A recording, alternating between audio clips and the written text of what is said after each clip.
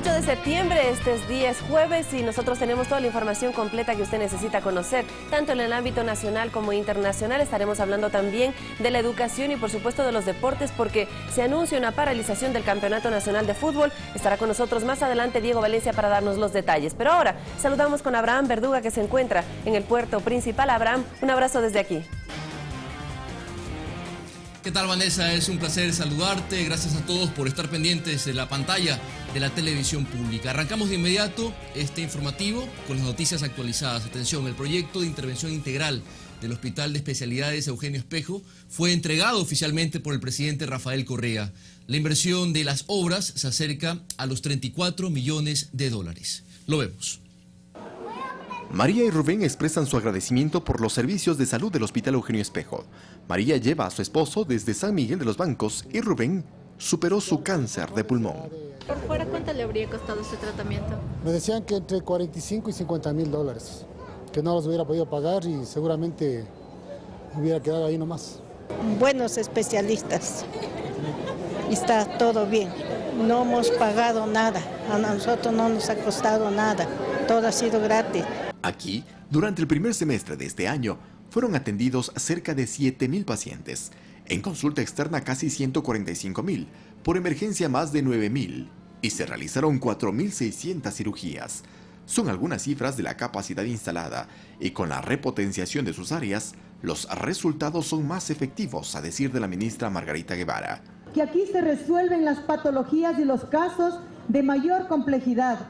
Pero para que ello ocurra, no solo en este hospital, sino en todo el sistema nacional, se debió invertir, dijo el jefe de Estado, recursos en infraestructura y profesionales de la salud que constituyen gasto público y que es cuestionado por sectores de oposición, advirtió. Antes de nuestro gobierno, el presupuesto para operar este hospital era de 9 millones. Hoy es de 87 millones, casi 80 millones más. En nuestro gobierno, queridos compatriotas, hemos invertido 16.000 millones de dólares, 16.000 millones de dólares en fortalecer el Sistema Nacional de Salud. Y en ese sentido, el primer mandatario recordó lo que manda la Constitución con respecto al porcentaje para salud y educación. En 2006 se gastaba menos del 1% del PIB en salud, hoy ya estamos en el 3.7%. Sin embargo, la Constitución ordena un 4% al menos de inversión en salud y nos exige, hasta acercarnos a esa cifra, incrementar cada año 0.5% el presupuesto de salud. Solo en salud y educación, por mandato constitucional, tenemos que aumentar el gasto en 1.000 millones anualmente. Y por otro lado, todos los días tenemos quejas de excesivo gasto público. Previo a la inauguración de la repotenciación integral del hospital, el presidente y otras autoridades recorrieron sus instalaciones. Obras en las que se debió dedicar cerca de 34 millones de dólares. Vivimos tiempos de revolución que cada vez tiene más fuerza en nuestro pueblo, porque pese a que aún falta mucho, jamás se ha hecho tanto como ahora. Eduardo Córdoba, Ecuador TV. Y con la presencia del vicepresidente de la República, Jorge Glass, se dio paso a la incorporación de la producción petrolera del bloque 43, esto en la provincia de Orellana. Aquí el reporte para ustedes. En la actualidad, la producción petrolera del país está en 549.000 barriles diarios. A esto se sumará lo que se extraiga del bloque 43, que según la firma internacional Ryder Scott, cuenta con la mayor reserva petrolera del Ecuador, 1.670 millones de barriles. Estamos seguros de que las reservas son mucho mayores todavía. Esto es una gran noticia para los ecuatorianos, porque aquí hay nueva riqueza que antes no existía. Y en el próximo año, con la producción del Tiputini, tendremos más de 720 millones de dólares de recursos, de ingresos adicionales para el presupuesto general del Estado. Este bloque se encuentra fuera del área que comprende el Parque Nacional Yasuní, y como lo establece la Declaratoria de Interés Nacional suscrita por el presidente Correa, el proyecto cuenta con la licencia ambiental del caso. Estamos muy por debajo de ese límite impuesto en la Asamblea Nacional Legislativa del 1 por 1000. De hecho, todavía no entramos al parque Yasuní, todavía no entramos, estamos por fuera del parque. Los trabajos además se desarrollan respetando los estándares de preservación del entorno. La interacción humano-proyecto-ambiente es en perfecta armonía. Esta torre, por ejemplo, con la modalidad de racimo, ha logrado perforar 12 pozos, operando en una zona de apenas 2 hectáreas. Esto es desde una misma locación salir dirigido radialmente hacia los 360 grados de la plataforma. Estamos controlando los costos de producción de tal manera de que nuestra producción esté por debajo de los $12 por barril. El crudo de aquí es trasladado vía línea de flujo a la central de proceso ubicada en el campo de Ñuturi. Alexis Moncayo, Ecuador TV. 6 de la mañana, 36 minutos. Los campos Ixpingo, Tiputini y Tambococha conservan una importante reserva de petróleo para el país. Se estima que bajo tierra hay 1.672 millones de barriles de crudo por ser explotados, lo que generará al Ecuador obtener ingresos, según cifras oficiales, entre los 19.000 a 26.000 millones de dólares. Grandes noticias para el país. Según datos oficiales, por la explotación petrolera, solamente en apenas 10 kilómetros cuadrados del Parque Nacional Yasuní, que comprenden los campos Ixpingo, Tiputini y Tambococha, el Estado obtendría 600 millones de dólares anuales de ingresos durante 30 años. Estimaciones iniciales hablaron que bajo tierra existen más de 920 millones de barriles de petróleo. Según datos de la empresa pública Petroamazonas, la incorporación de 752 millones de barriles de nuevas reservas en el bloque 43 en la provincia de Orellana acarrea un mayor potencial de producción que podría generar 300.000 barriles diarios hasta el año 2022, según el gerente general de Petroamazonas. Debido a este descubrimiento de nuevas reservas, se ha incrementado el patrimonio petrolero ecuatoriano de alrededor de 3.300 millones de barriles en reservas a cerca de los 4.000 millones de barriles. De acuerdo al cronograma de la petrolera, en los próximos días iniciará la producción del campo Tiputini, el cual tendrá una producción inicial de 3.000 barriles por día, con una proyección de superar los 7.000 barriles diarios. Los 4 pozos que estaban en el ITT tienen más o menos un espesor productivo que está lleno de petróleo entre 70 y 80 pies. ¿Sí? Al decir que se ha subido las reservas, estarían indicando prácticamente que los espesores se duplicaron. La explotación petrolera en los campos ITT se ejecuta aplicando los más altos estándares de cuidado ambiental. Javier Ceballos, Ecuador TV. Definidos los límites marítimos entre Ecuador y Costa Rica, estos países impulsarán una agenda científica. No se descarta aplicar la política de gabinetes binacionales entre las dos naciones. El canciller nos recibió en su despacho. Catalogó de histórica la ceremonia de este viernes en Galápagos, donde nuestro país formalizará la definición de límites marítimos con Colombia y Costa Rica. Y tenemos que festejar además de que estamos ampliando nuestro territorio marítimo, en el cual vamos a ejercer absoluta soberanía económica sobre todos los recursos pesqueros, sobre todos los recursos del suelo y del subsuelo marítimo. Definición de fronteras marítimas que se sustentan en una visión clara por parte de Cancillería. A un gobierno en Ecuador fuerte, soberano, un gobierno que busca excelentes relaciones con los países de América Latina. Si bien explica que la fijación de límites tiene un sustento técnico y científico, detalla lo que se ganó con esta acción diplomática. No hay que olvidar, tenemos 200 millas que van desde nuestras playas del Ecuador territorial, desde las costas del Ecuador territorial. 200 millas son, insisto, si es que lo vamos a traducir en kilómetros, 320 kilómetros aproximadamente, pero en Galápagos esto significa pues una zona mucho más grande, porque al ser un archipiélago, las 200 millas le rodean, le dan toda la vuelta a Galápagos. Y es a partir de ese resultado que Ecuador impulsará una agenda científica con Costa Rica, sobre todo, para aprovechar responsablemente el recurso e investigar el potencial marítimo que el país ganó de manera soberana. Los recursos ictiológicos hemos explorado una ínfima parte y que puede haber una agenda incluso de ciencia y tecnología en el mar. El Ecuador es un país mega diverso, ¿cierto? Y tenemos entre el 8 y el 18% de la diversidad de otros grupos faunísticos y florísticos en nuestro territorio. Este viernes en Galápagos, los presidentes de Ecuador, Colombia y Costa Rica intercambiarán las cartas náuticas, donde se sella formalmente la delimitación marítima de las tres naciones. Javier Ceballos, Ecuador TV. Y en este mismo tema le contamos que hoy a las 14:35 se prevé que arribe al aeropuerto Mariscal Sucre de Quito el presidente de Costa Rica, Luis Guillermo Solís. El viernes, en compañía del mandatario ecuatoriano Rafael Correa, firmará en las Islas Galápagos el acta de límites marítimos.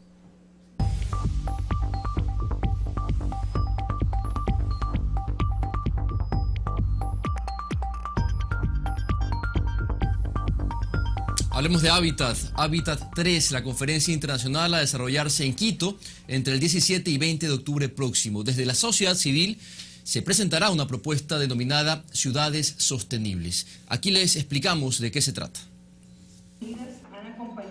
Moni Pizzani, representante de ONU Mujeres, organismo adscrito a la Organización de las Naciones Unidas, asegura que Hábitat 3 será de gran importancia para la sociedad a nivel mundial, pues allí se tratarán temas polémicos. Tiene la tarea de reforzar el compromiso global hacia la urbanización sostenible. Y dice que lo positivo de Hábitat 3 será sin duda el rumbo que tomará la humanidad en los próximos 20 años en relación al desarrollo urbano, el mismo que según los expertos está mal planificado. Será la hoja de ruta en torno a la urbanización sostenible y el derecho a la ciudad. Ciudades sostenibles, inclusivas, productivas y resilientes.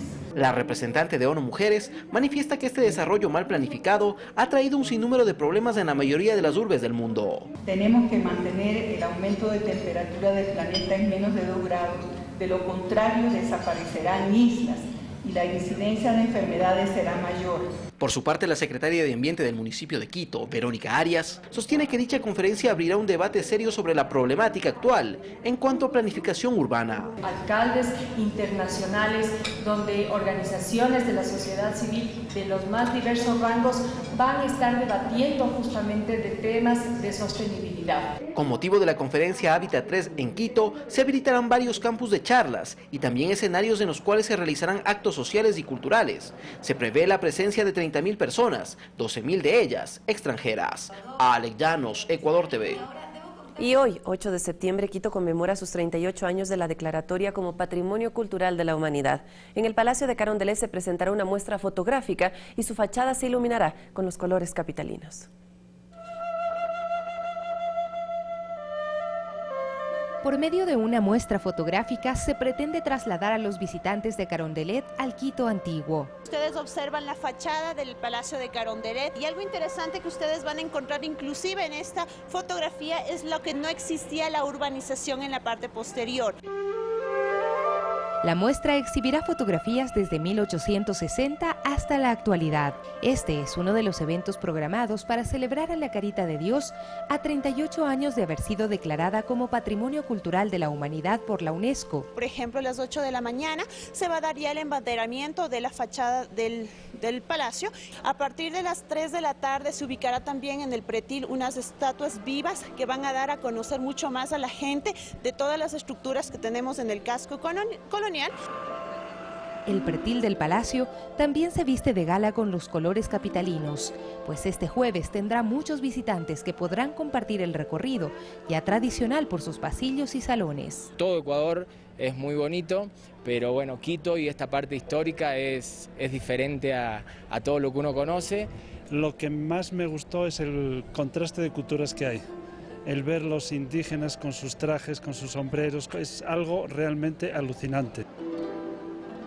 Mientras tanto, desde la Plaza de la Independencia, rodeada por emblemáticas construcciones patrimoniales como la Catedral, los Palacios Municipal y Arzobispal, los capitalinos comentan orgullosos acerca de la celebración. Muy bella, tiene un patrimonio histórico, un patrimonio arquitectónico que es inigualable.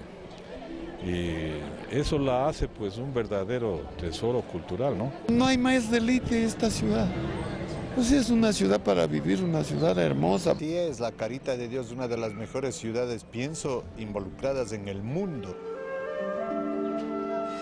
La ciudad Patrimonio Cultural de la Humanidad ha sido reconocida también como destino líder de Sudamérica en los World Travel Awards y es considerada una de las 10 ciudades que un viajero debería visitar en el mundo.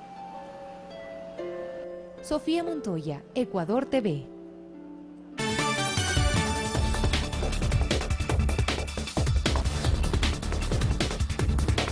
Revisamos a continuación las noticias del mundo. Un nuevo ataque en Siria deja 10 civiles muertos, mientras que la oposición en ese país aceptó que el presidente Bashar al-Assad continúe en el poder por un periodo de 6 meses hasta que se conforme un gobierno de unidad.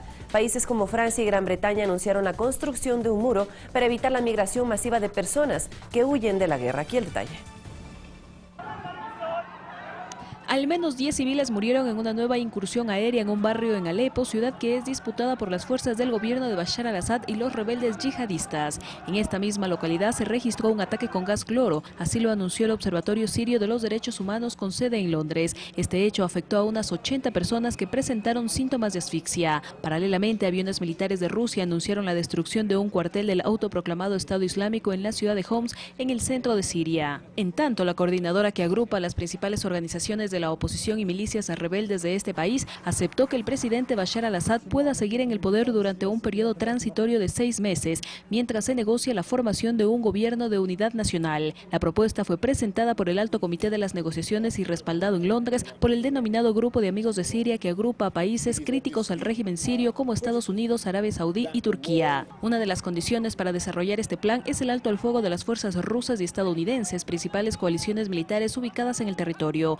Un conflicto que en 5 años ha provocado el desplazamiento de millones de personas. La crisis de los refugiados genera que países como Francia y Gran Bretaña pretendan construir un muro de 4 metros de altura y 1 kilómetro de largo para evitar la llegada de los que huyen de la guerra. UNICEF, en cambio, publicó un informe en el que revela que 50 millones de menores de edad en todo el mundo abandonaron sus hogares por fuerza mayor. De ellos, 28 millones vivían en zonas de conflicto y bajo violencia extrema. Fanny Lara, Ecuador TV. En México renunció el ministro de Hacienda, Luis Videgaray, quien fue el artífice del encuentro entre el presidente Enrique Peña Nieto y el candidato republicano Donald Trump. El candidato a la Casa Blanca aseguró ayer que terminará con el autoproclamado Estado Islámico en 30 días. El ministro de Hacienda de México, Luis Videgaray, promotor de la visita del candidato por el Partido Republicano a la presidencia de Estados Unidos, Donald Trump, renunció a su cargo. En su lugar fue designado José Antonio Meade, actual ministro de Desarrollo Social. Videgaray era uno de los hombres más cercanos al mandatario Enrique Peña Nieto, quien anunció que tras su salida no ocupará ningún cargo público. La llegada del magnate Donald Trump generó rechazo en la ciudadanía, organizaciones sociales y el Congreso, que lo declaró persona no grata por los insultos racistas contra los mexicanos registrados desde junio de 2015. Según los medios de comunicación locales, Videgaray defendió la necesidad del encuentro con Trump en un intento por suavizar posiciones en temas como la cancelación del Tratado de Libre Comercio de América del Norte en caso de llegar a la Casa Blanca. Además, debido a la visita de Trump y a la negativa de la candidata Hillary Clinton de reunirse con el presidente Peña Nieto, los senadores del Partido Acción Nacional pidieron la destitución inmediata de la ministra de Relaciones Exteriores, Claudia Ruiz. Paralelamente, Donald Trump, en un acto proselitista, aseguró en Filadelfia que si logra ser presidente de los Estados Unidos, expandirá las áreas del ejército, pedirá más tropas en un plan para derrotar al autoproclamado Estado Islámico en 30 días y calificó a esta propuesta como paz mediante la guerra. Fanny Lara, Ecuador TV. Más noticias del mundo. Las delegaciones del gobierno de Colombia y la guerrilla de las FARC anunciaron la instalación de una comisión de implementación y verificación del acuerdo final de paz que se firmará el próximo 26 de septiembre. Esta comisión realizará el seguimiento de la hoja de ruta establecida y tendrá la facultad de resolver diferencias. El presidente de Brasil, Michel Temer, fue abucheado durante los actos oficiales por la independencia de este país. Además, Apple lanza al mercado el nuevo iPhone 7. Más noticias en el siguiente resumen. El nuevo presidente de Brasil, Michel Temer, fue abucheado durante su primer acto oficial en el Día de la Independencia de este país. Varios ciudadanos gritaron "Fuera Temer". En las calles se realizó una nueva jornada de protestas en el marco de la edición 22 del Grito de los Excluidos. En Venezuela, la oposición se movilizó a las diferentes sedes regionales del Consejo Nacional Electoral para exigir celeridad en el proceso de revocatoria de mandato del presidente Nicolás Maduro. Por su parte, el oficialismo también marchó por 7 avenidas en Caracas para respaldar al régimen. 4 personas murieron en el sur de Grecia tras las inundaciones provocadas por fuertes lluvias en la madrugada de este miércoles. 2 de las víctimas son mujeres de 80 y 63 años, quienes vivían en sótanos y aparecieron sin vida en sus viviendas inundadas por el desbordamiento de un río. La reportera húngara, que se hizo famosa hace un año por patear y poner zancadillas a varios refugiados, entre ellos niños, en la frontera con Serbia, fue acusada formalmente de vandalismo por la Fiscalía, un delito penado con hasta 5 años de prisión. España vive la mayor ola de calor en su historia. Las temperaturas han alcanzado una máxima de 45.4 grados centígrados, la más alta desde 1975 en la península y las Islas Baleares. La compañía Apple lanzó al mercado el iPhone 7 y el iPhone 7 Plus, con cámara dual, nuevos colores y una aplicación para controlar el hogar. El móvil estará disponible en color negro, plata, dorado, rosa y una nueva tonalidad, el Jet Black. Su costo es de $649 y $769 en el modelo Plus. Fanny Lara, Ecuador TV.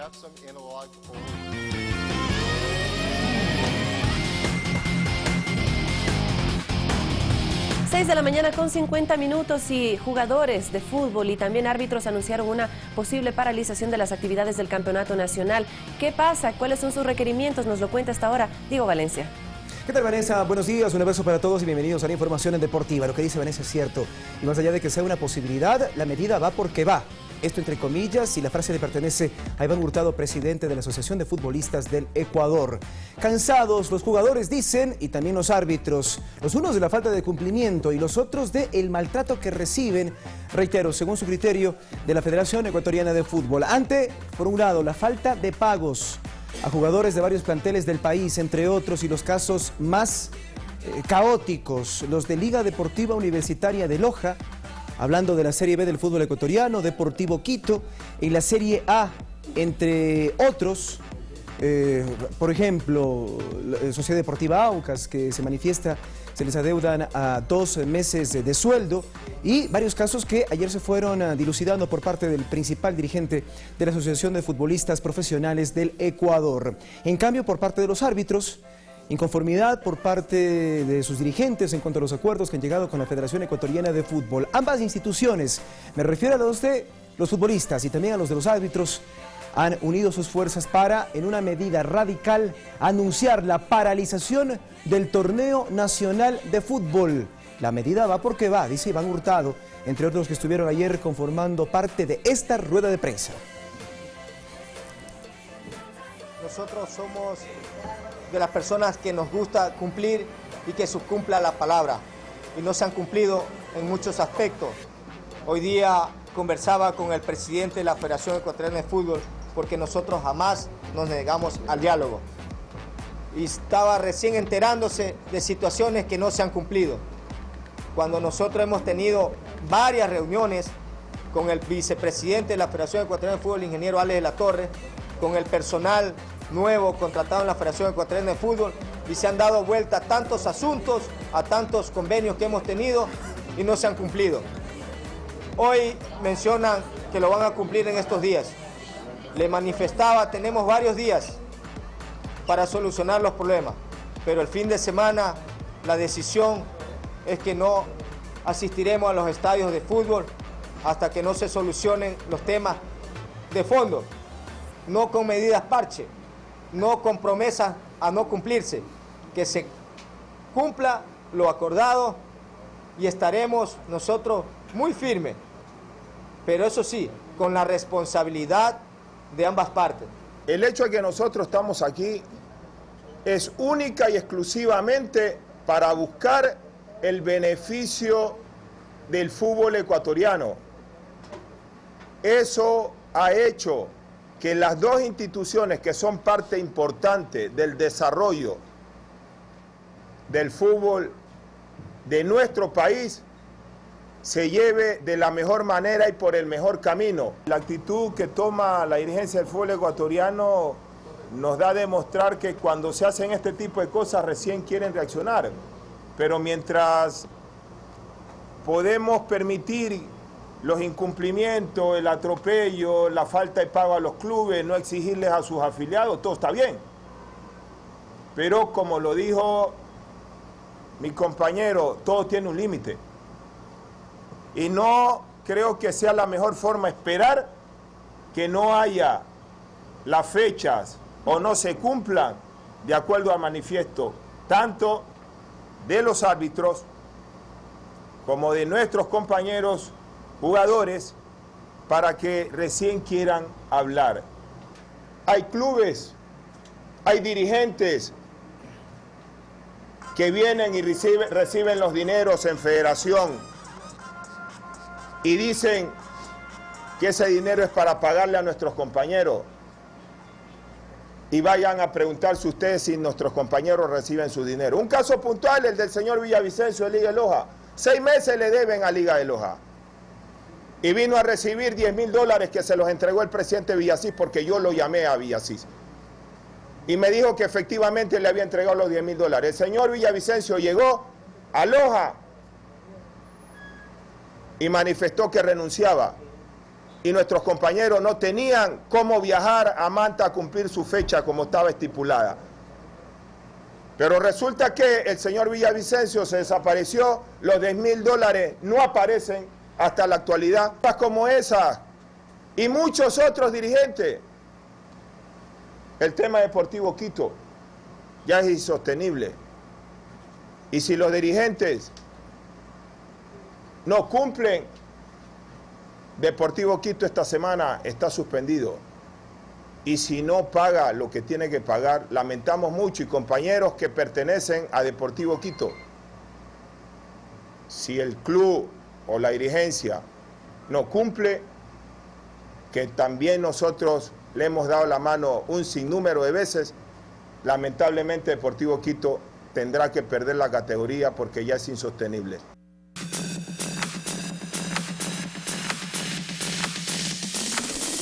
Iván Hurtado hacía alusión al caso puntual del Deportivo Quito porque si es que no se juega este fin de semana sería ya una nueva fecha en la que sería suspendido y acarrea una suspensión precisamente por la falta de pago y de cumplimientos con sentencias ejecutoriadas en la Federación Ecuatoriana de Fútbol por el tema deudas. Lo que dice Iván Hurtado es cierto, si es que no se da el cumplimiento este fin de semana con los pagos que le corresponden, Deportivo Quito desaparecerá de al menos la Serie B del fútbol ecuatoriano y descenderá a segunda categoría. Si es que se juega la fecha este fin de semana, si se levanta la medida de hecho por parte de la Asociación de Futbolistas del Ecuador y también por parte de la Asociación de Árbitros del país, estos son los encuentros que corresponden a la fecha 7 de la segunda etapa del Campeonato Ecuatoriano.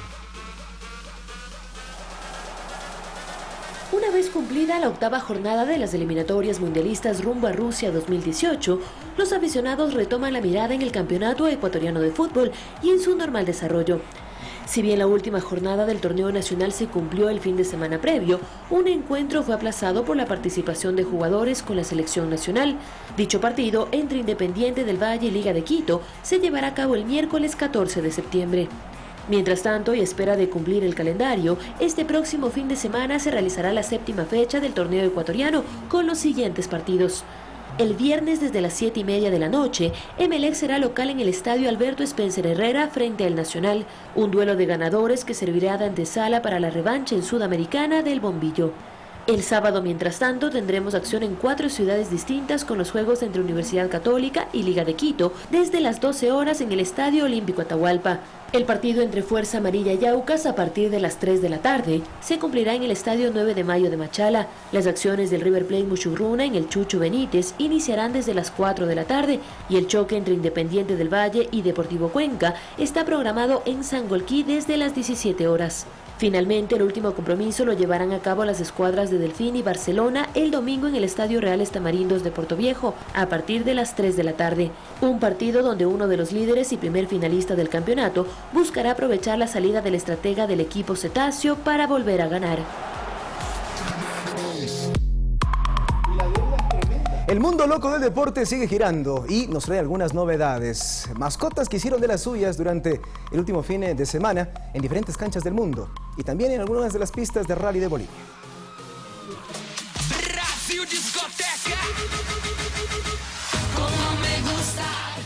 El mundo loco del deporte sigue girando y en su marcha. Este fin de semana, los perros tuvieron un protagonismo tremendo. Y si no me creen, miren este adorable canino. Es el perro turco que festeja los goles de su equipo.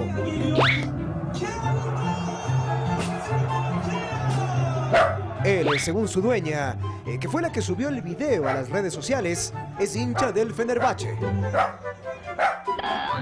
Seguimos con los caninos, porque en la Serie B brasileña se dio un episodio insólito, cuando este perro apareció en el campo de juego durante los festejos de un gol del Goiás. Parece que o Gilmar não quer atacar, ele quer brincar. A impressão que eu tenho é que ele pensou que ele está saindo para brincadeira. Cuando los jugadores salieron a celebrar, el animal en cuestión reaccionó intentando abrazar al goleador, Juninho, tanto que lo persiguió durante un buen rato. Y terminamos con el perro boliviano, que ya es sensación en la red. Hace poco se disputó el Rally de Bolivia y sucedió esta anécdota.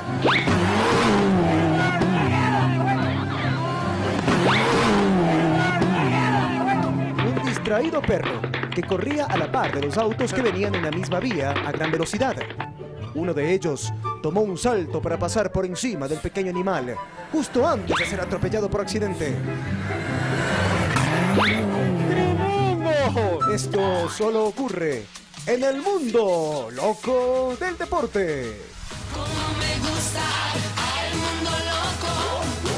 Acá los compañeros se han quedado sorprendidos, sobre todo por la suerte de la mascota del Rally de Bolivia.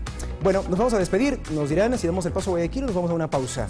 Nos vamos con Abraham en Guayaquil, entonces un abrazo para ti, Abraham. Prometemos volver dentro de una hora con más información deportiva. Ojalá que con buenas noticias y no con esta suspensión que lamentablemente nos tiene preocupados, sobre todo a todos quienes formamos parte del mundo del fútbol, principalmente en nuestro país. Buenos días. Vamos a esperar esas buenas noticias, Diego Valencia, gracias. Vamos a hacer de esta manera una pausa, será muy breve, pero ya al regreso viene Carlos Rabascal con Pensamiento Crítico. No se aparten, ya venimos.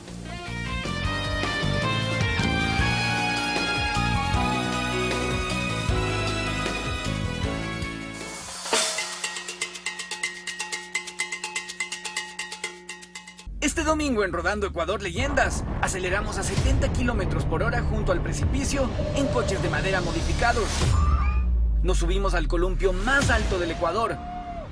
Nos encontramos con una hermosa familia de osos de anteojos y bajamos 8 metros bajo tierra en busca de las respuestas de la leyenda de las tumbas perdidas. La claustrofobia. Otro hueso humano. No te lo pierdas, Rodando Ecuador Leyendas. Este domingo a las 21 horas, Ecuador TV. Somos aventura. La energía de la vida en movimiento. Ecuador TV, somos todos. América Latina, una región en disputa. Fernando Buenabad analiza la situación política de la región. Hay que crear blindajes a nuestras democracias. En una entrevista que invita a mirar los procesos progresistas desde una visión autocrítica. Las conclusiones y la estrategia para contrarrestar el avance conservador en Mundo al Revés.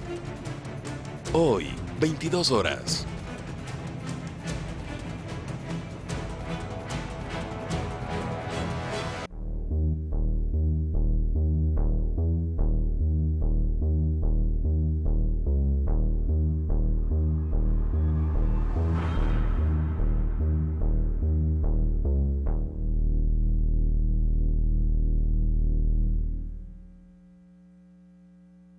¿Sabías que comer una manzana al día mejora la salud de tu corazón? ¿Sabías que de lunes a viernes, 19:30?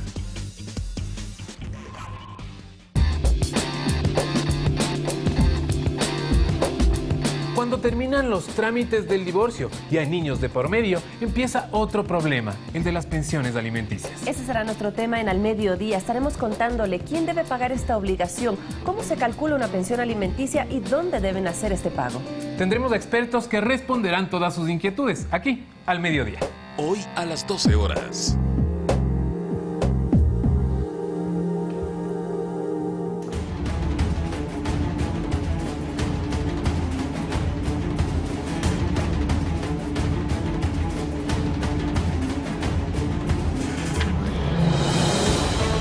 Septiembre 8, día jueves, acercándonos al fin de semana. Muy buenos días, bienvenidos a Pensamiento Crítico.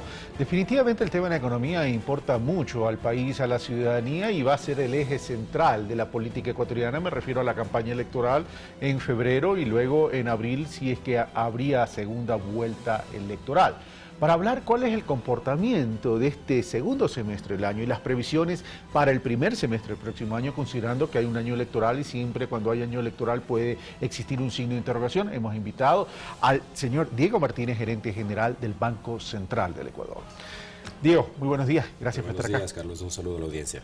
Bueno, el primer semestre de este año fue fatal. Segundo semestre, dicen las autoridades, se presentan mejorías. ¿En qué consisten estas mejorías? Esencialmente hay tres elementos que podemos identificar como positivos o de signo de recuperación de la actividad económica en el país. El primero es la llegada de desembolsos externos que ha permitido que el Ministerio de Finanzas se ponga al día en montos importantísimos de acuerdo a los atrasos que acumuló durante el primer semestre y durante el año 2015. Esto le ha inyectado nueva liquidez a la economía, nueva liquidez, depósitos al sistema financiero. Ese es el segundo indicador.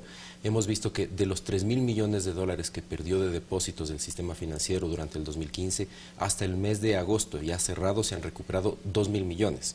Esto quiere decir que esa tendencia que algunos analistas decían que iba a ser continua de deterioro de los depósitos no se dio, y de hecho desde diciembre hasta agosto se recuperaron 2.000 millones de dólares de depósitos. El tercer indicador es la recuperación de la variable de crédito. Esto quiere decir que las entidades financieras están, digamos de una manera sencilla, abriendo nuevamente la llave y hay una mayor disponibilidad de crédito. Estos tres elementos configuran entonces que por mayor liquidez en la economía ecuatoriana, la actividad económica está empezando a recuperarse. Ok, vamos entonces por cada uno de los elementos. Quiero comenzar por el tema de los depósitos. Los depósitos pues, se disminuyeron en 3.000 millones, se han recuperado 2.000, faltarían 1.000 para llegar al estado anterior, pero la idea es que los depósitos siguen en una tendencia de crecimiento, no solo que se recupere, sino que sigue una tendencia de crecimiento.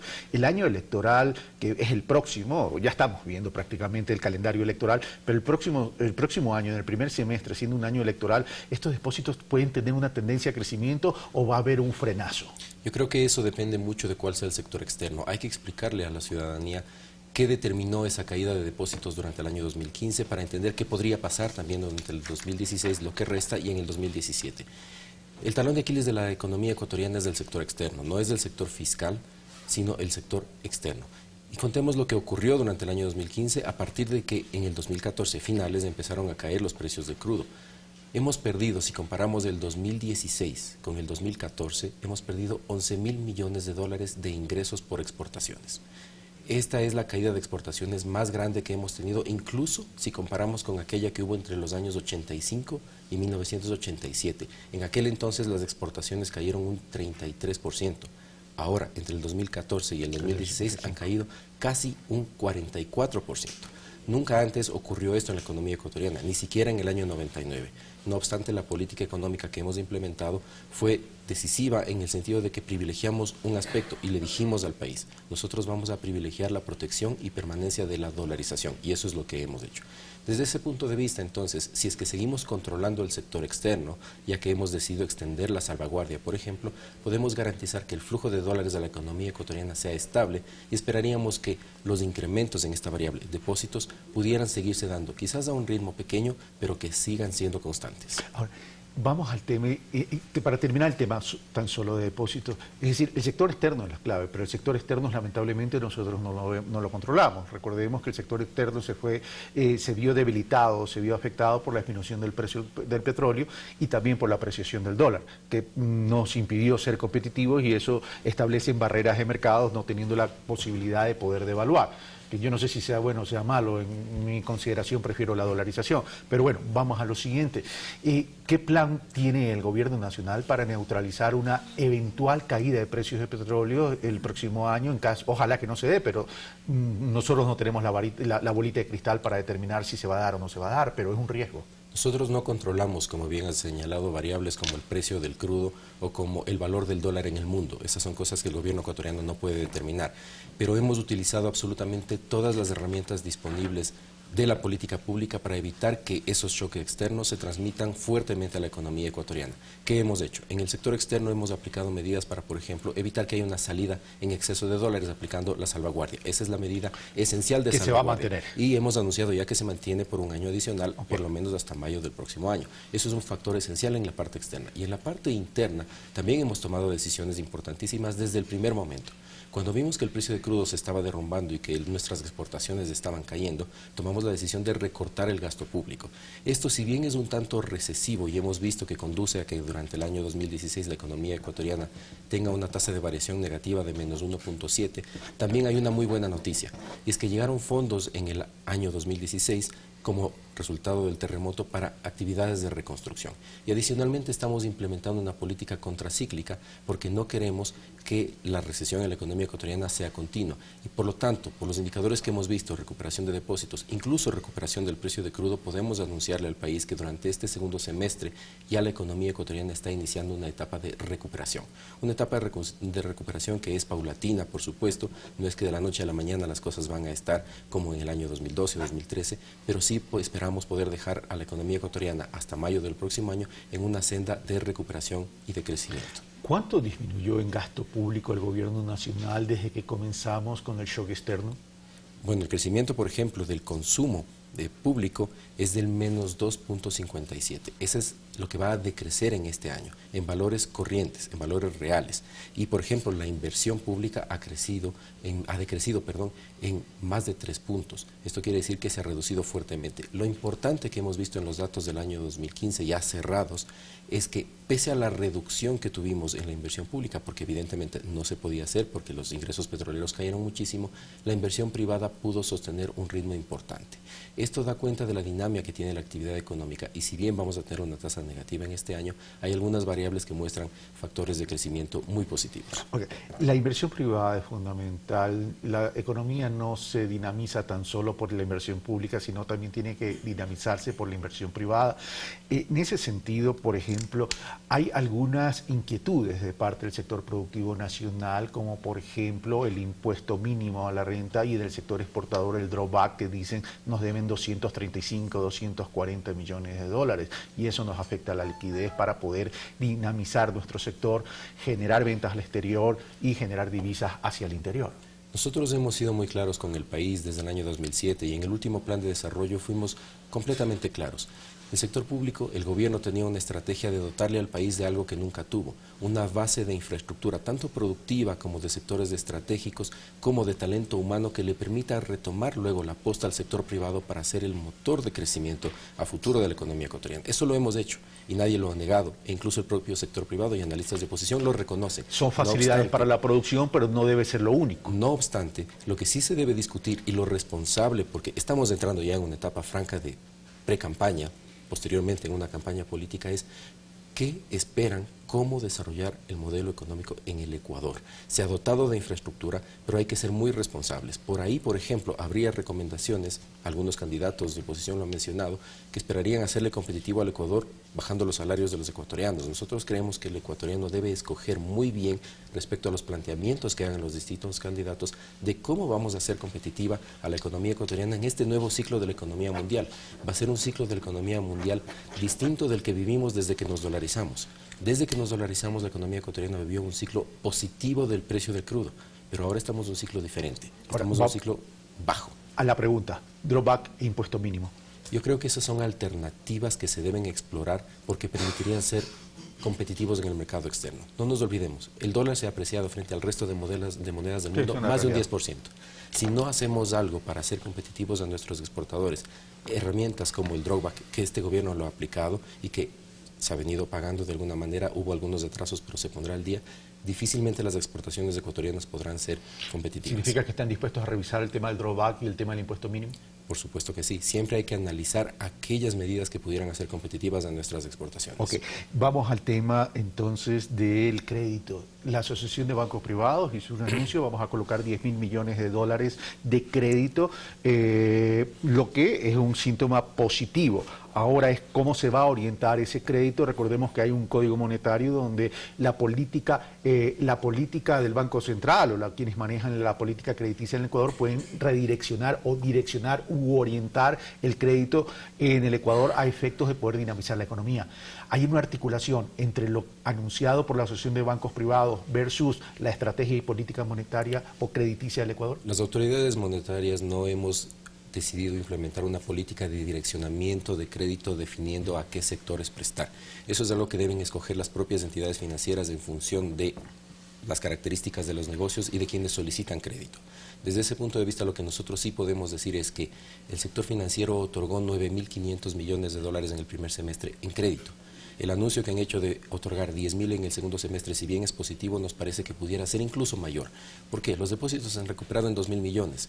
Creemos nosotros que la colocación de crédito podría ser incluso mayor de lo que ellos han anunciado porque dinamizaría la economía.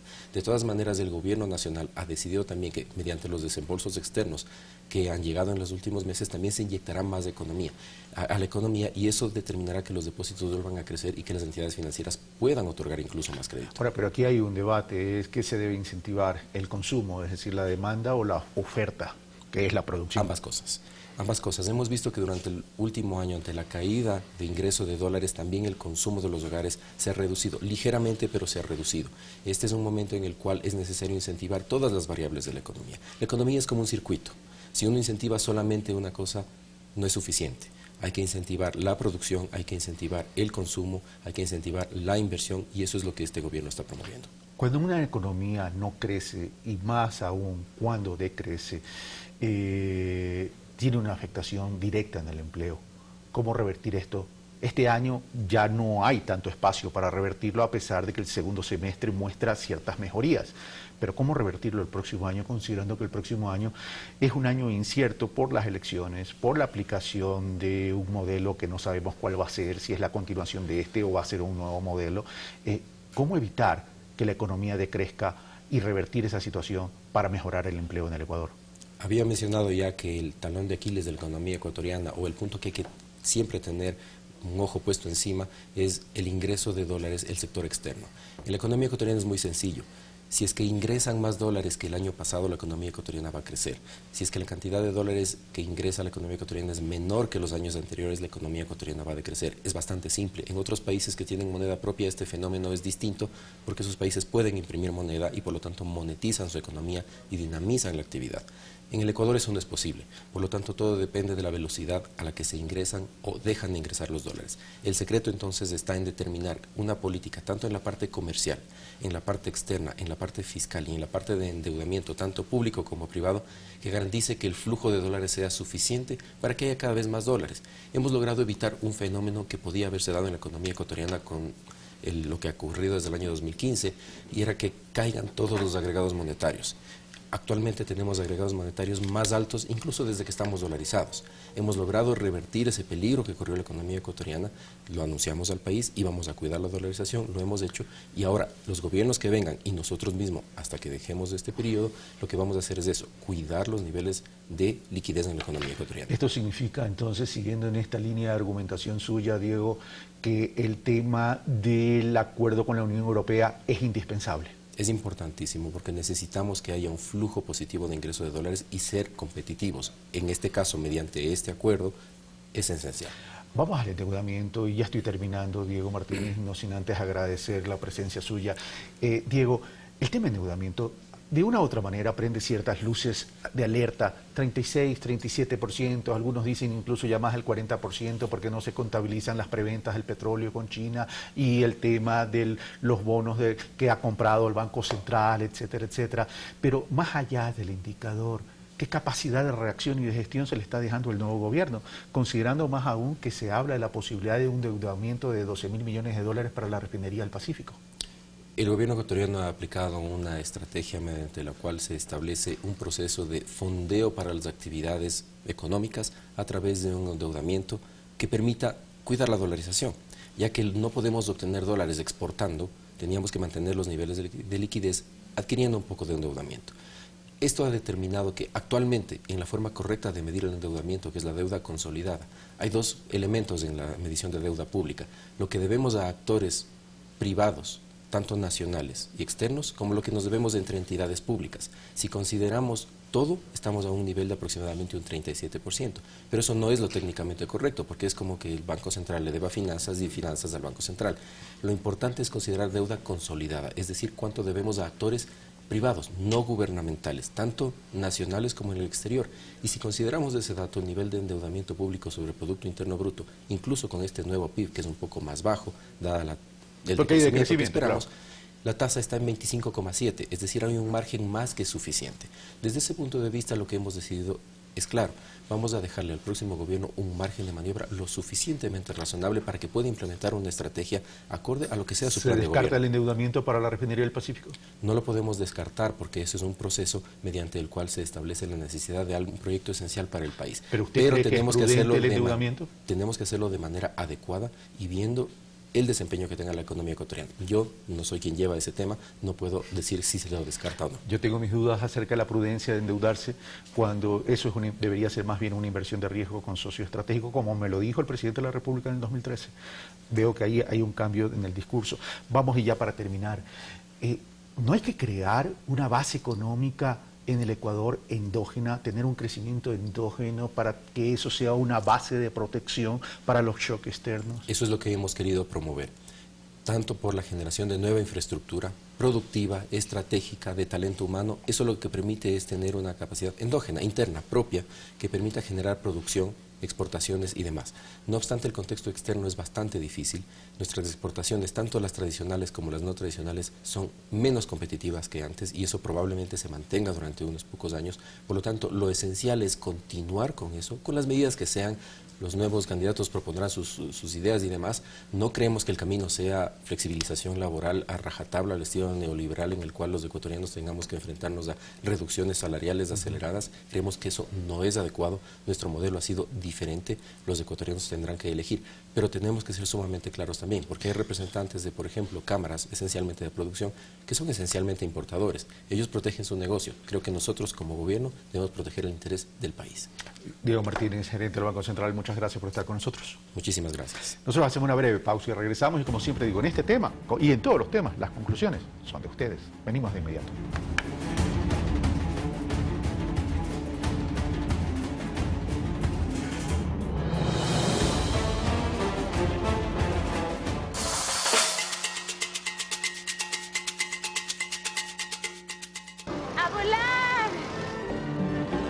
Acompáñanos a conocer hermosos lugares, a navegar a altas velocidades y a disfrutar de un romántico paseo.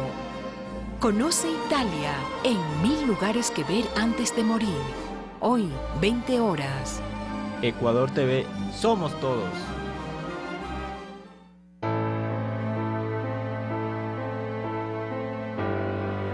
Pasamos de un país sin infraestructura, sin promoción, sin autoestima, a ser un país que lo tiene todo para convertirse en una potencia turística.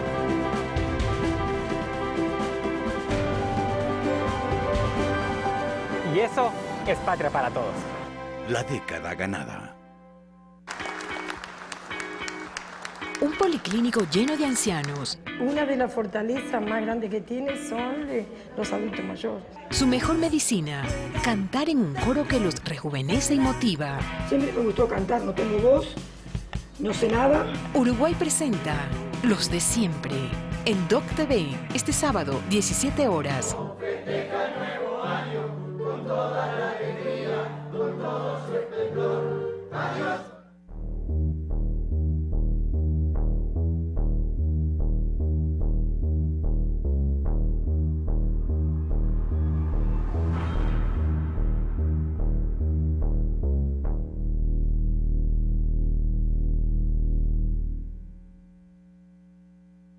Consejo Ciudadano. La comunicación es un derecho que nos pertenece a todos y es momento de ejercerla. Por ello, los medios públicos del Ecuador ponen en marcha el Consejo Ciudadano. Los miembros del Consejo evaluarán y darán seguimiento a los contenidos de los medios públicos y serán actores activos de la creación y construcción de nuevas propuestas audiovisuales, radiofónicas y digitales. Su labor será velar por la calidad de los contenidos difundidos por Ecuador TV, Radio Pública y la Agencia de Noticias Andes para mejorar los programas y proyectos de los medios públicos. El Consejo Ciudadano estará compuesto por 7 miembros de la ciudadanía que tengan experiencia en televisión, radio, comunicación digital, docencia universitaria en comunicación, trabajo y gestión de grupos de atención prioritaria, producción audiovisual independiente y adicionalmente un estudiante de comunicación social. Juntos velaremos por la creación de contenidos de calidad y su correcta difusión, porque la comunicación es tu derecho. Involúcrate, participa y contribuye. Medios Públicos del Ecuador. somos todos. Más información en www.mediospublicos.es, consejociudadano@rtvecuador.es.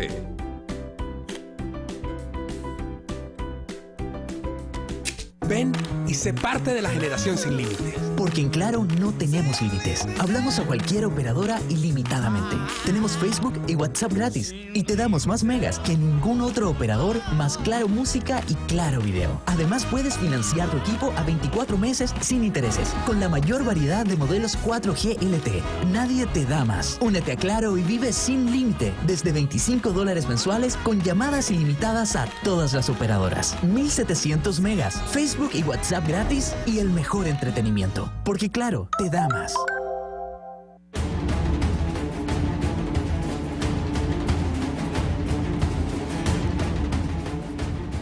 Tiempo.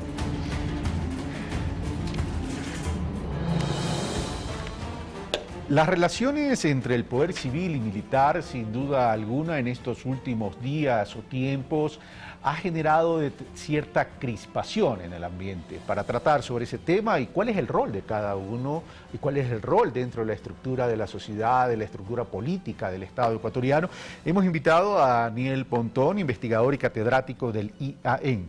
Daniel, qué gusto tenerte acá en Pensamiento Crítico.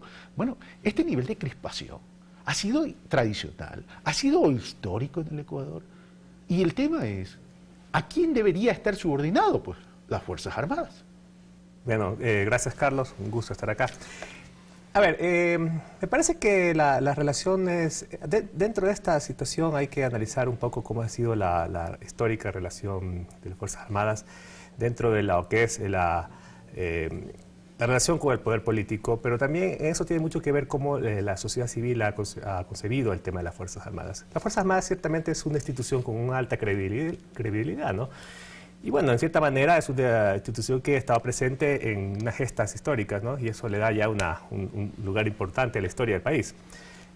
Ha sido un actor y partícipe en temas trascendentales, ¿no? Por ejemplo, yo digo, en cierto momento en las dictaduras militares que hubo en la región, en el Ecuador se presentó con un matiz distinto. No fue una dictadura violenta, o sea, sí, hubo casos, no estoy defendiendo eso, pero no hubo casos sistemáticos de violación a derechos humanos como sí los hubo en ciertos países del Cono Sur, básicamente.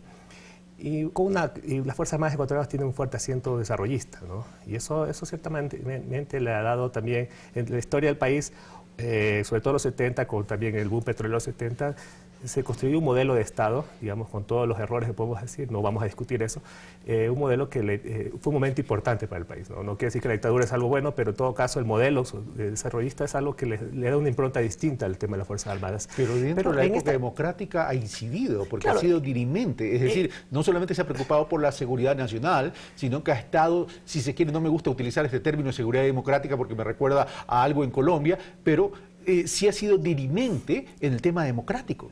A ver, un poco, yo recojo esta cuestión histórica porque el retorno a la democracia, obviamente, las Fuerzas Armadas fueron siempre un actor protagónico. La doctrina de las Fuerzas Armadas ecuatorianas es una doctrina muy pegada a lo social. Por ejemplo, Frontera Norte, te pongo un ejemplo, ¿no? Hay lugares de muy difícil acceso, ¿no? Y el Estado no estaba presente. Históricamente no estaba presente, por eso los problemas que hemos tenido. Y las Fuerzas Armadas, por ejemplo, hacían labores de educación. Educativas. No hacer competencia, pero digamos, en la ausencia de era un vacío. Por ejemplo, una de las tesis que se corre alrededor de que el Ecuador no tiene un problema de narcotráfico. Tenemos Colombia, Perú, los dos grandes productores de cocaína del mundo, ¿no? Creo que son los únicos, sumado a Bolivia. Ecuador, históricamente, nunca ha sido un país productor. Pregúntase, hay muchas conjeturas que se establecen alrededor de ello, pero una de esas es que el Ecuador tenía fuerte presencia territorial. Y eso se debe al papel que ha jugado las Fuerzas Armadas. Entonces, hay ciertos matices que le han dado a las Fuerzas Armadas un rol protagónico en la vida nacional desde varios ángulos. Y eso ciertamente ha recaído sobre una credibilidad muy alta, ¿no? Y en ese sentido yo creo que en este tipo de relaciones, ¿no? Sociedad, política, Fuerzas Armadas, es donde debe entenderse toda esta trayectoria de la vida democrática. que ciertamente se ha dado ciertas matices de constituir ciertos privilegios, ¿no? La Fuerza Armada, cuando uno hace un barrido histórico, sobre todo en la época democrática, ha tenido presencia, por ejemplo, en los directorios de las empresas públicas, ¿no? En la Ley de Seguridad Nacional del 79 le dio presencia en muchos... No solo en los directorios de empresas públicas, sino que ha manejado empresas públicas. Exacto, ha manejado empresas públicas. Ha manejado la aduana en muchas ocasiones. Exactamente. Entonces, y en ese matiz hay que entender el tema de la seguridad social. O sea, las instituciones no son creadas por una entidad de ley que adivina, digamos, ¿no? Sino responden a este tipo de correlaciones de fuerzas históricamente construidas. Ok, el contexto lo has explicado claramente, pero vamos a lo siguiente. Es decir, la reforma del ISFA ha crispado la relación entre las Fuerzas Armadas y el poder político o el poder civil. Y eso es un tema técnico que aparentemente, de hecho se sienten agredidos en las Fuerzas Armadas, que se le quiere quitar esos privilegios y que se está atentando contra la institucionalidad. Es decir, eso da para poner en crispación esta relación. A ver, vamos por parte. Lo técnico no puede estar separado a lo político. No, definitivamente. Lo técnico responde a lo político. Lo político responde a la política pública para poder sostener desarrollo. Exactamente, porque con el retorno a la democracia, ¿no? Todo este contexto histórico que te habla básicamente ha incidido en cómo las Fuerzas Armadas se visualizan. Por otro lado, como la sociedad lo ha visualizado, pero también está todo el desarrollo de lo que es la democratización de los estados. Y dentro de esa democratización de los estados, un elemento básico, no solo el tema de las Fuerzas Armadas, sino todo el aparataje de seguridad, es la subordinación al poder civil, porque también hablamos de la Policía Nacional en este caso, ¿verdad? Claro. Pero en este caso específicamente, para el caso de las Fuerzas Armadas, es un rol importante. Y en este tema de la democratización de los estados, un elemento básico, repito, es el tema de la subordinación al poder civil. Ha costado, cuesta porque las Fuerzas Armadas tienen toda una tradición históricamente construida, tienen una visión interna que es piramidal, jerárquica, de corte autoritario, así no les gusta a mucha gente. No se puede entender un ejercicio militar sin este tipo de visiones.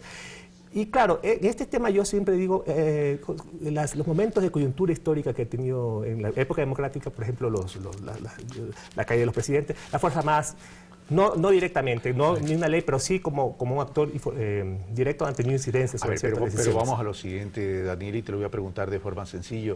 Es decir, a ver, las Fuerzas Armadas son subordinadas, no son independientes, no son autónomas. Es decir, son subordinadas ¿a quién? Al Estado. ¿Quién es el jefe del Estado? A ver, yo parto de una cosa. A mí me cuesta muchísimo, por ejemplo, la última coyuntura diciendo que las Fuerzas Armadas no reconocen al presidente como comandante jefe de las Fuerzas Armadas, etcétera, es una locura. O sea, ningún país del mundo que sea democrático, las Fuerzas Armadas puede estar, por lo menos en la ley, ¿bien? Uno puede ser un actor independiente. Siempre debe responder a la autoridad máxima del Estado, que es el presidente de la República. Porque si no están subordinados al poder político, ¿a quién vas a estar subordinados? ¿Quién más la va a regular? Entonces, en todo caso, me parece que es una discusión vana, totalmente intrascendente, pero que en el momento de coyuntura política se emergió, pero donde se están tocando principios básicos. Claro, pero vamos a lo siguiente. Yo coincido contigo que es vana y totalmente intrascendente, pero deja de ser intrascendente para convertirse en trascendente cuando patea el tablero de la estabilidad democrática. Bueno, yo no creo que estamos pateando el tablero, creo que hay que leerlo dentro de una coyuntura, y yo creo que eso, yo por lo menos yo creo que las cosas van a estabilizarse. Yo creo que hay ciertas facciones de las Fuerzas Armadas que han entendido eso y están asumiendo un rol interesante. Ayer leí, por ejemplo, una entrevista que le hicieron al ministro coordinador, pues ciertamente hay ciertos sectores dentro de las Fuerzas Armadas, sobre todo la Armada, que están siendo como identificados, pero hay otros que no. No creo que se cojan. ¿Tanto pesan los miembros de las Fuerzas Armadas retirados? Porque el tema es, ¿quién genera el ruido aquí? Lo que pasa es que básicamente las instituciones son reacias al cambio, ¿no? Y en esta tónica, creo que estas facciones que son ya elementos pasivos tienen ya un rol político importante. Y son gente que tiene una visión, digamos, un poco anacrónica sobre ciertas cosas. ¿Pero afecta la institucionalidad? Afecta la institucionalidad porque ciertamente tienen capacidad de influencia, tienen redes arraigadas y en ese sentido yo creo que hay que establecer parámetros de contención. O sea, voy a dar mi opinión, aquí no tiene nadie, porque yo respeto todas las opiniones, yo también doy la mía. Lo que pasa es que hay ciertos miembros, no digo de todos, retirados, que pretenden afectar la institucionalidad manejando estos temas como sectas y no como institución. Sí, pues, podría ser. Lo que estoy diciendo es que este tipo de gente lo que busca, no sé si estabilizar, pero sí lograr conquistas sociales que le afecten directamente a su bolsillo. A su bolsillo. Eso está detrás, ¿no? ¿Verdad? Es un tema económico. O sea, no creo que perdón, la palabra o la expresión, la torpeza de querer desestabilizar al gobierno no creo que vaya por ahí, pero sí lograr ciertas conquistas a través de ciertos actos simbólicos que pueden ejercer de autoridad y de disuasión por el tema de tener actores armados para poder un poco amedrentar al poder político. En todas partes del mundo las Fuerzas Armadas están subordinados al poder político civil. Yo no creo que eso esté en duda. No está en duda. No, eso es un hecho. Vamos a lo siguiente. La existencia de regímenes especiales en temas de seguridad social para las Fuerzas Armadas, ¿hay en otras partes del mundo? Bueno, se suele tener ese tipo, pero a pesar que no, yo venía un poco barriendo, España no creo que tiene ese modelo, España tiene un modelo de régimen general para todos. Sin embargo, se han creado este tipo de regímenes especiales a nivel en otros países, unos, en este caso el Ecuador es financiado por el Estado y por otra parte por los militares, en otros casos tengo entendido que solamente... Cuando hablamos de los Estados hablamos de todos los ecuatorianos. Sí, claro. Sin embargo, son creados bajo dos lógicas, ¿no? La lógica primero es que es una institución piramidal que necesita, por ejemplo, los tipos de retiro son distintos a los que tú puedes tener, y el otro tema tiene que ver con los riesgos laborales, ¿no? O sea, se asume que en un contexto de guerra los riesgos laborales de las Fuerzas Armadas son mayores, por lo tanto necesitan un régimen especial. Entonces, bajo esa tónica es donde se han creado estos regímenes especiales, que la Constitución lo enmarca dentro de un gran sistema de seguridad social. Un sistema único de seguridad social. Exactamente. Es decir, igual se lo puede amparar en un sistema único para hacerlo más sostenible. O sea, yo he escuchado argumentos de cierta gente que dice que no, que es distinto. No, la Constitución habla claramente de un gran sistema de seguridad social, ¿no? Que el Estado dice podrá tener regímenes especiales y de hecho los tenemos. Gracias, Daniel. Gracias, Daniel. Hemos estado con Daniel Pontón, investigador y catedrático de IAEN, con quien hemos conversado sobre la relación Fuerzas Armadas, poder político civil. Las conclusiones son de ustedes. Yo tan solo facilito lo que dicen mis invitados para que ustedes investiguen, analicen, opinen y concluyan. Pensamiento crítico, Carlos Rabascal, un fuerte abrazo. Gracias.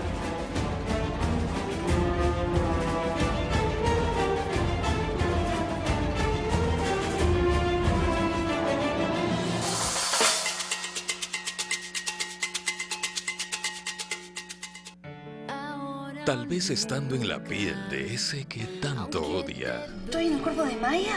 pueda al fin comprender que a quien odia en realidad Soy Manuelita.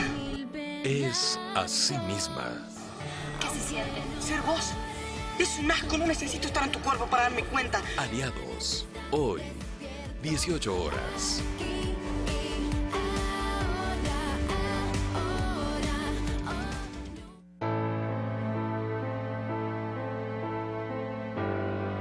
Pasamos de la ausencia de oportunidades a cumplir nuestro anhelo, nuestra casa propia. Seguiremos creciendo y trabajando por esta patria para todos.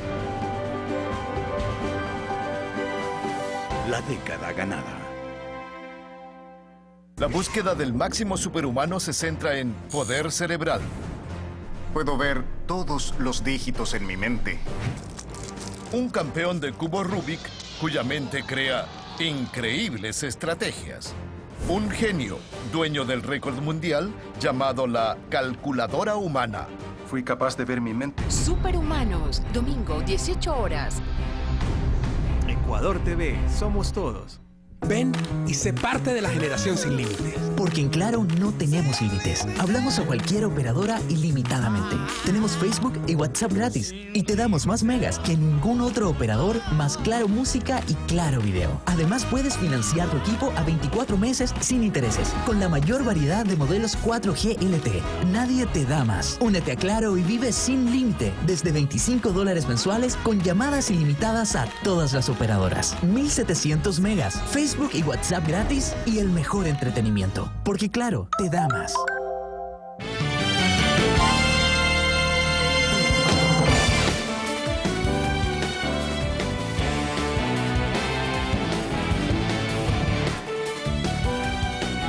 Jueves 8 de septiembre, bienvenidas, bienvenidos, esto es Noticias 7. Saludamos también con nuestro compañero Abraham Verduga, que se encuentra en la ciudad de Guayaquil para darnos la información nacional e internacional.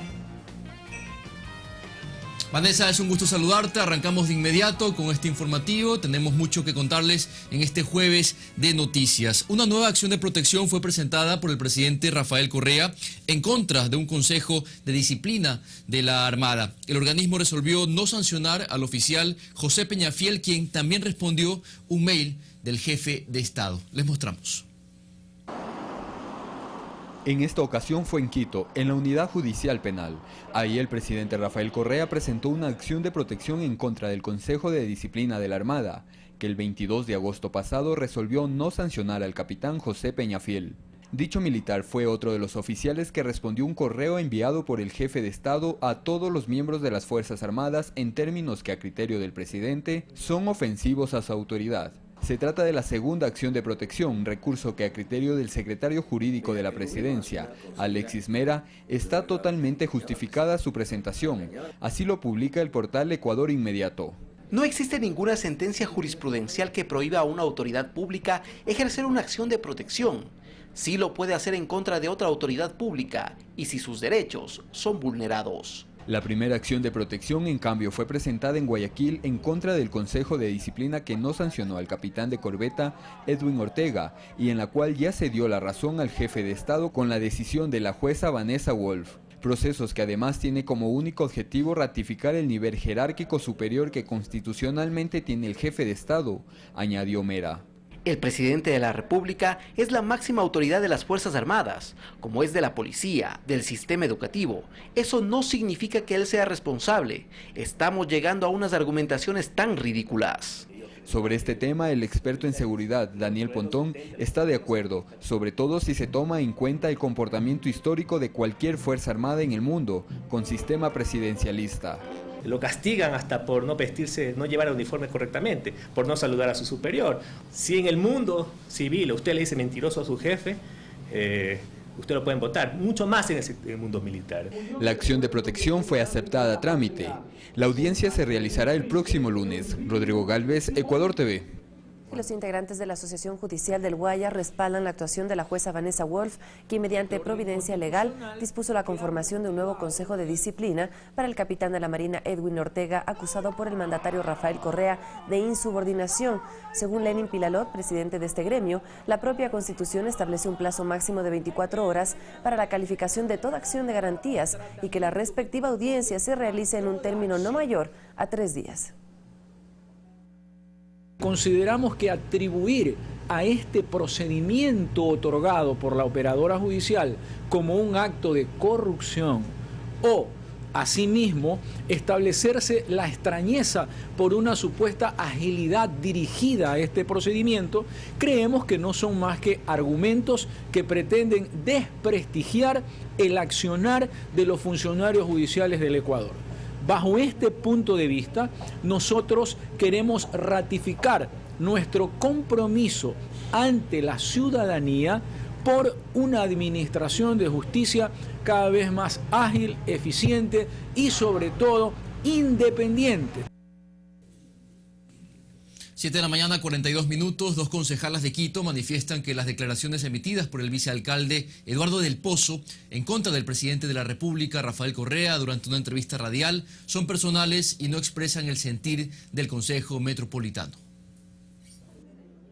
Estas fueron las declaraciones por las que el vicealcalde de Quito, Eduardo del Pozo, fue sentenciado a 15 días de prisión por atentar en contra de la honra del jefe de Estado, según indicó la Unidad Primera de Contravenciones de Quito. Es increíble que vengan y ahora nos hablen de pactos éticos quienes a través de juicios, a través de determinadas presiones han conseguido ganar juicios y sacar esos recursos sin pagar impuestos con sentencias casi a dedo, podríamos decirlos. ¿A qué se refiere específicamente? Y sacar esos recursos a Bélgica. Es una afirmación directa que lesiona la personalidad y el buen nombre de un ciudadano. Recordemos que las mismas fueron emitidas en junio pasado, cuando Del Pozo aún no era vicealcalde de la capital, sino concejal. Tan pronto se hizo pública esta sentencia en primera instancia, me comuniqué con Eduardo, le expresé mi solidaridad como amigo. Para la concejala Ivonne Bonlifke, quien se desafilió de la tienda política de Rodas, no le causa sorpresa el respaldo del alcalde hacia Del Pozo. Él siempre dijo que quería un vicealcalde que sea de su absoluta confianza, lo es, entonces me imagino que por eso es la solidaridad. Luisa Maldonado, también concejala de Quito, cuestiona que Eduardo Del Pozo utilice la plataforma de la alcaldía para pronunciarse sobre este tema. No debería ser así, efectivamente, porque es un tema totalmente personal. El Consejo Metropolitano aquí no tiene nada que ver.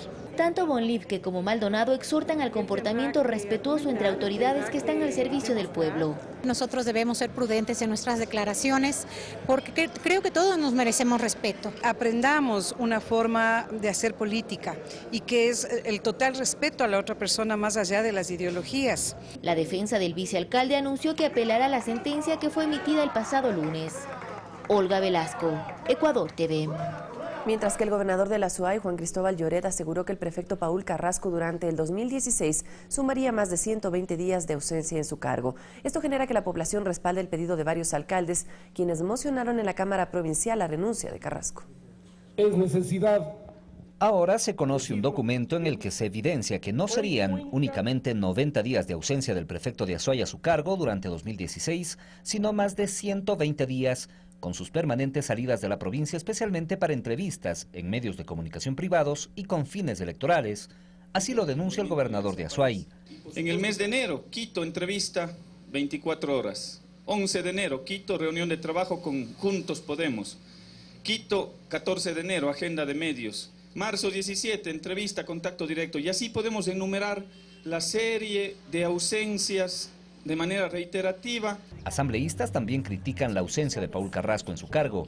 Es que la Cámara Provincial legalmente tramita las licencias solicitadas por el prefecto. Esto pasa por un tema ético. Rebasa las fronteras de lo legal. Mientras tenga la autorización, mientras siga teniendo los votos de la Cámara Provincial, le podrán seguir dando licencias con remuneración, sin remuneración. Y si realmente decide por su precandidatura, pues tiene toda la libertad.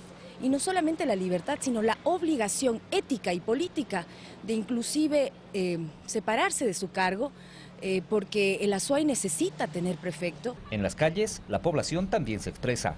Él anda haciendo proselitismo político y creo que todo debe a su tiempo. Primero debe servir a la ciudad quien le eligió. Si es que no están para sus cargos, deberían renunciar, están dedicados a otras cosas. Él está ocupado para la misma provincia, o sea, debe estar de un lado para otro. En la Cámara Provincial, la viceprefecta de Azuay no dio paso a la moción que plantea un pedido de renuncia al prefecto. César Tacuri Vintimilla, Ecuador TV. Después de 5 meses de estar prófugos de la justicia, 2 exfuncionarios de la Federación Ecuatoriana de Fútbol se entregaron de forma voluntaria en la unidad de flagrancia de Pichincha. La audiencia de juzgamiento será el 26 de septiembre.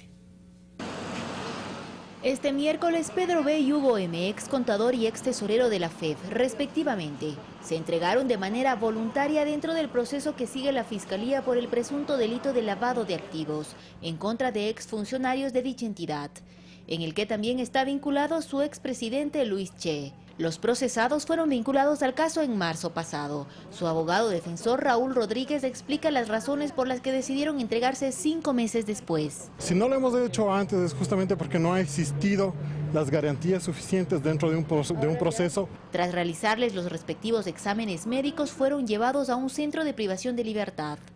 El próximo 26 de septiembre inicia el juicio en contra de los exfuncionarios. Bueno, presentaremos los descargos que ya se han presentado dentro de la instrucción fiscal y dentro de la indagación previa. Bueno, estimo que hay aproximadamente 50 testigos más una prueba nueva. En este caso, otro exfuncionario de la FEF, Vinicio Luna, se acogió al procedimiento abreviado y saldrá de prisión en diciembre. Y Luis Che mantiene arresto domiciliario. Olga Velasco, Ecuador TV.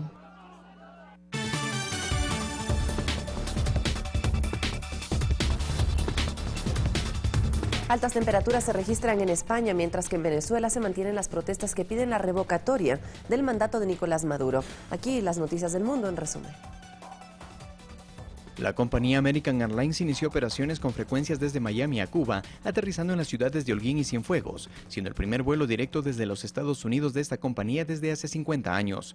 Los vuelos 903 y 1041 partieron desde el Aeropuerto Internacional de Miami, con 90 pasajeros a bordo. Estados Unidos aprobó a esta compañía 35 vuelos semanales y a la compañía JetBlue 27, esto como parte de las acciones para normalizar las relaciones con Cuba. España registra altas temperaturas, las más elevadas de su historia desde 1975, 35 en la península y las Islas Baleares. Los termómetros registran hasta 45 grados y medio. La reportera gráfica húngara Petra Laszlo, quien se hizo famosa en 2015 por patear y poner zancadillas a varios refugiados, entre ellos niños, en la frontera con Serbia, fue acusada formalmente de vandalismo por la Fiscalía, un delito que es penado hasta con 5 años de prisión. La compañía Apple lanzó su nuevo dispositivo inteligente, el iPhone 7 y el iPhone 7 Plus. Entre las principales novedades que tiene esta terminal están doble cámara trasera de 12 megapíxeles, resistencia al agua, 3 GB en RAM, almacenamiento interno desde los 32 GB, un nuevo procesador de 4 núcleos a 2.4 GHz, no contará con conector para auriculares y sistema operativo iOS 10, entre otras características. Estará disponible en 5 colores y su precio será de $649 y $769 para el modelo Plus. En Venezuela, la oposición insistió una vez más con el pedido de revocatoria de mandato del presidente Nicolás Maduro. Las manifestaciones se registraron en los exteriores de las sedes regionales del Consejo Nacional Electoral para pedir celeridad en el proceso. Esto mientras simpatizantes gobiernistas se concentraron en 7 avenidas en Caracas para respaldar al régimen. Carlos Flores, Ecuador TV.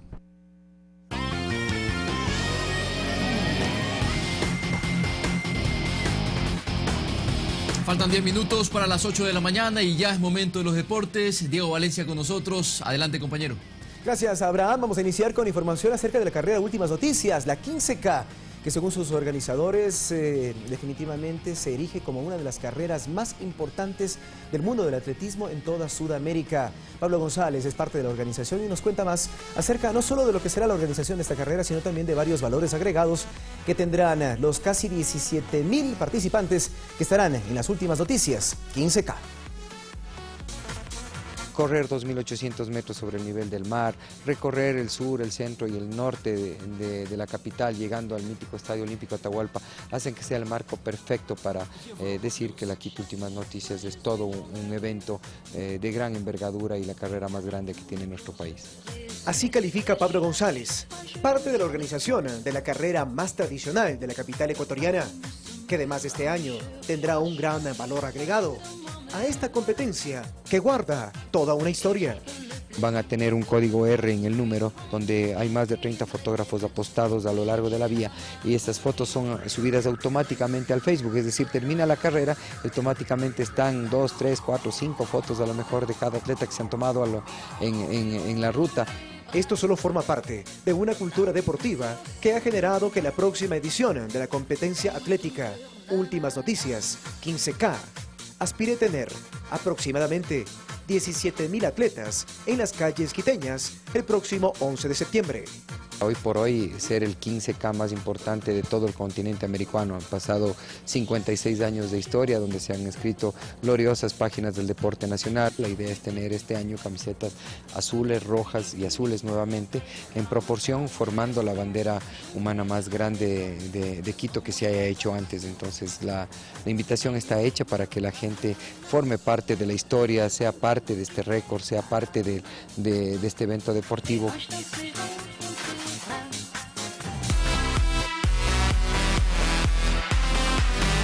Y este próximo 24 de septiembre se desarrollará la carrera Movistar Trail and Bike, esto en el Parque Metropolitano al sur de Quito. Varias de las actividades de diferentes deportes que por supuesto merecen cobertura y difusión. En una carrera ideada para deportistas aficionados, de modo de que den sus primeros pasos en las competencias de aventura, el próximo sábado 24 de septiembre se desarrollará la segunda edición de la Duatlón Trail and Bike en Quito. Tenemos dos tipos de categorías, podemos llamarlo. Una que es individuales, tanto para varones como mujeres, y la otra que es muy interesante en este tipo de competencias, lo cual les invitamos a que se sumen, es la categoría de postas. Lo puedes hacer en parejas, mientras uno corre, el otro pedalea. Entonces esto lo podemos hacer tanto en varones, en damas y en mixto. A lo largo de una ruta programada de 25 kilómetros, donde los competidores podrán llegar a la meta a través de su esfuerzo individual o en parejas, el Parque Metropolitano del Sur albergará las emociones de un encuentro único. Trekking completas 10 kilómetros y bicicleta de montaña son 15 kilómetros, teniendo un total de 25 kilómetros que lo recorres en senderos de segundo orden. Las inscripciones de la competencia aún se encuentran abiertas. Si quiere ser parte de esta cita deportiva, ingrese a la página www.proyectoaventura.com. El costo por deportista es de $35 en la categoría individual y $30 para quienes elijan la competencia en posta.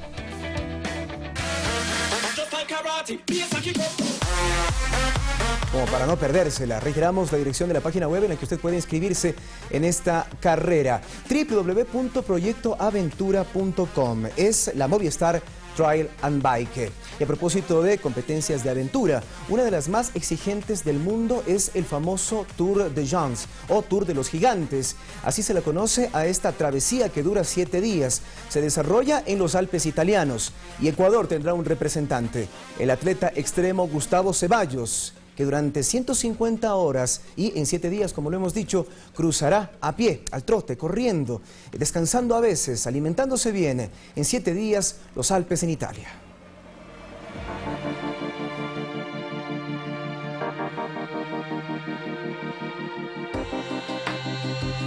¿Se imaginan correr una distancia equivalente a 8 maratones en un tiempo máximo de 150 horas?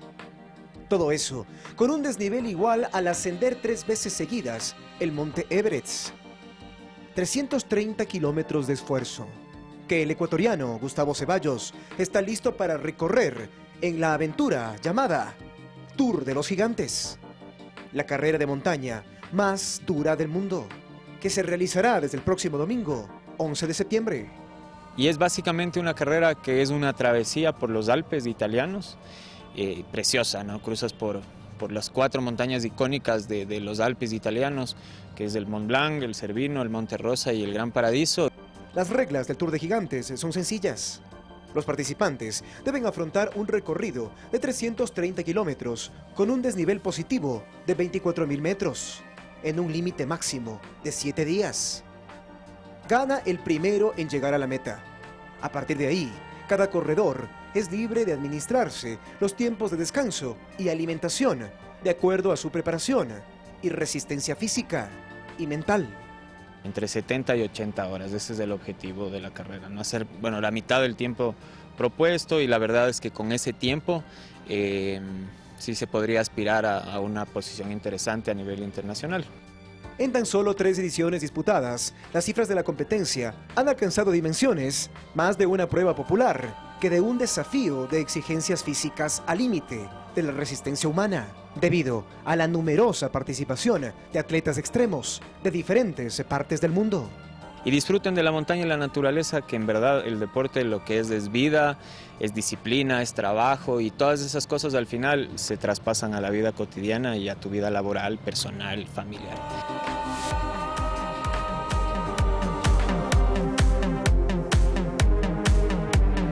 Parece una locura, en la que le deseamos muchos éxitos a Gustavo Ceballos. Él está viajando ya rumbo a Italia este fin de semana, este 11 de septiembre, y por 7 días estará corriendo en los Alpes italianos. Estaremos muy pendientes acerca de cómo le va al deportista ecuatoriano. Cambiamos de tema, nos metemos en el fútbol, porque hace días anteriores un personaje humorístico de la televisión argentina consiguió tal vez lo que podría ser la entrevista más espontánea de Lionel Messi. En la siguiente vamos a mirar cómo se recoge la palabra del mejor jugador del mundo, en la que habla, entre otras cosas, por qué renunció a la selección argentina, por qué se tiñó el cabello de rubio y a qué se dedica en esos momentos libres, sobre todo en la concentración de la selección argentina.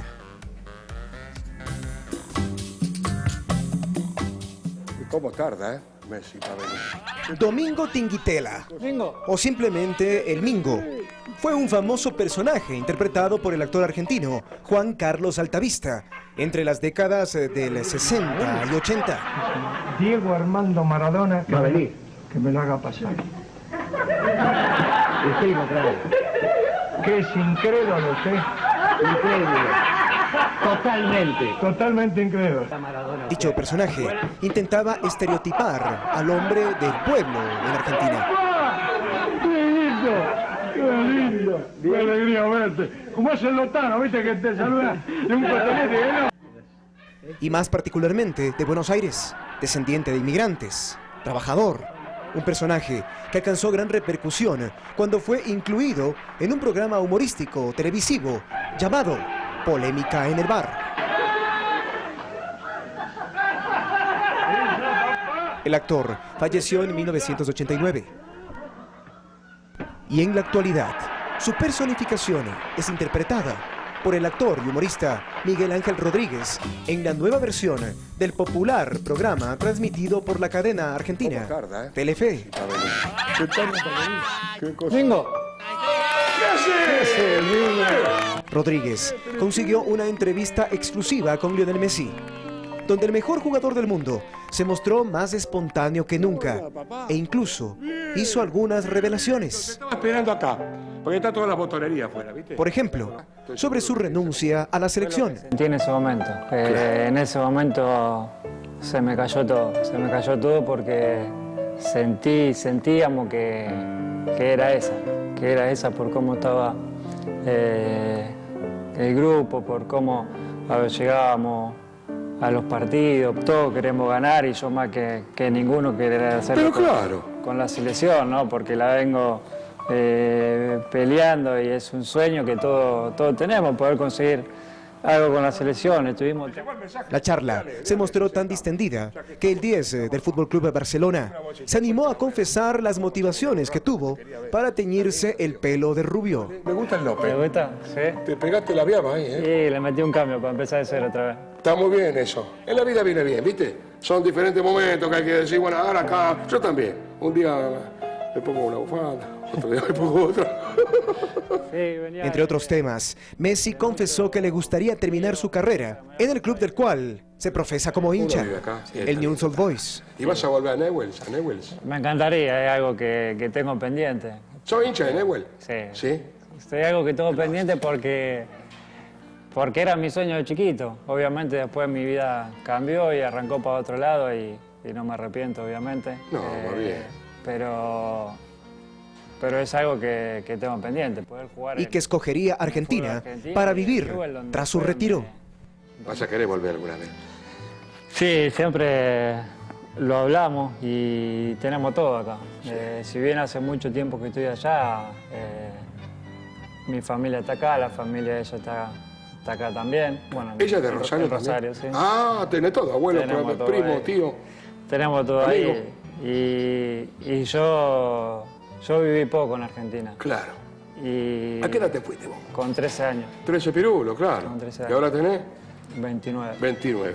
¿Cuánto sería? Vamos a sacar la calculadora. Vamos. Cuando vos quieras, Matías. Yo estoy atento, ¿eh? Yo estoy atento, ¿eh?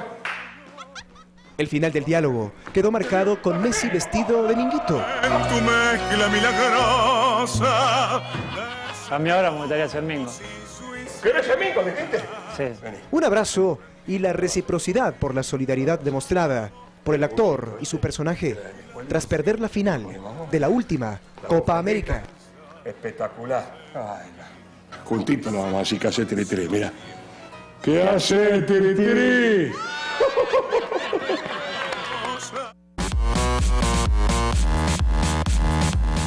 Con eso nos despedimos. Recuerden que el equipo llega a las 13 horas aquí en la señal de Ecuador TV. Con nosotros hasta el día de mañana. Les deseo un día repleto de deportes. Un abrazo.